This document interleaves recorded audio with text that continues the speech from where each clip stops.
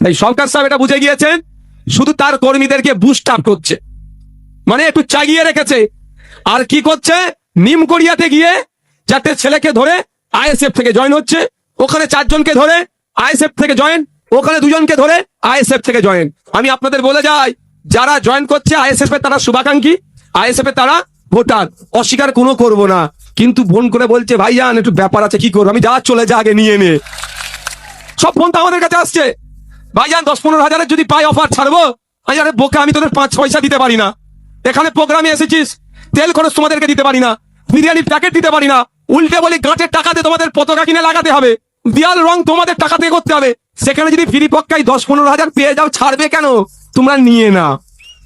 ওই দেখিয়ে কি করছে, তার দলের নেতা কর্মীদেরকে একটু বুঝাতে চাইছে যে আইএসএফ ভেঙে তছনছ হয়ে যাচ্ছে, আইএসএফ আর নাই, সুতরাং আমরা জিতছি। এত জোর গলায় বলছি।